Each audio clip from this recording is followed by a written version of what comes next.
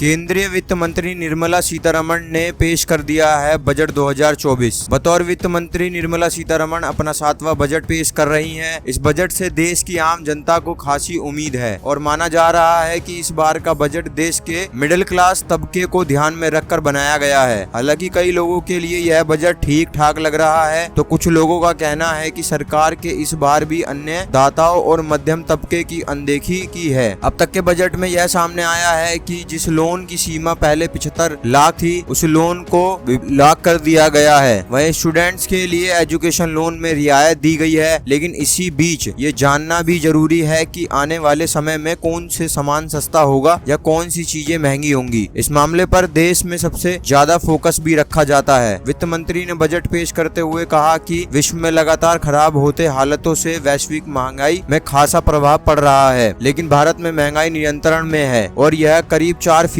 के दायरे में है। उन्होंने यह भी कहा कि हमने इस बजट में मध्यम वर्गीय परिवारों और गरीब महिलाओं के साथ किसानों को केंद्र में रखकर इस बार का बजट तैयार किया है। इस बार के बजट में कुछ जरूरी वस्तुओं पर लगने वाले टैक्स में यह तो कमी की गई है या पूरी तरह से हटा दिया गया है। वहीं कुछ चीजें महंगी भी हुई हैं। आपको बता दें कि पिछले लंबे समय से सोना चांदी कीमतों में बेतहाशा वृद्धि देखने को मिली है। ये कीमतें कम होने की बजाय लगातार बढ़ती जा रही थी, लेकिन सरकार ने इस बार के बजट में सोने चांदी की कीमतों में कमी करने का ऐलान किया है, यानी आभूषण सस्ते होंगे। सोना चांदी में 6% तक कस्टम ड्यूटी कम होगी। वहीं प्लेटिनम धातु 6.4% कस्टम ड्यूटी कम हो जाएगी। मोदी सरकार ने कैंसर की 3 बड़ी दवाओं से कस्टम ड्यूटी को खत्म कर दिया है। वहीं मोबाइल फोन और चार्जर सस्ते हो गए हैं। सरकार ने इनमें से 15% तक ड्यूटी कम करने का फैसला किया है। इसके अलावा लेदर से बनी चीजें अब सस्ती हो जाएंगी। इलेक्ट्रॉनिक व्हीकल्स को लेकर सरकार ने बड़ा कदम उठाया है, जो इलेक्ट्रॉनिक व्हीकल्स अब सस्ते हो जाएंगे। सरकार ने इसके अलावा 25 खनिज सामग्रियों पर ड्यूटी खत्म करने का ऐलान किया है। केंद्र सरकार ने देश में इंपोर्ट घटाने के लिए 10 से 25% कस्टम ड्यूटी में इजाफा किया है। यह करने का मकसद है उत्पादन देश में हो और चीजों के लिए दूसरे देशों का निर्भरता को कम किया जा सके। वही सरकार ने किसानों के लिए सभी प्रमुख फसलों पर उच्चतम न्यूनतम समर्थक मूल्य की घोषणा की है, यानी कि फसलों की खरीद फरोख्त पर जो भी लागत आएगी उसमें 50% मार्जिन अब मिल सकता है। इसके अलावा और भी कई योजनाएं लागू की गई हैं। बहरहाल बजट की यह चीजें आपको कैसी लगी हमें कमेंट बॉक्स में जरूर बताएं।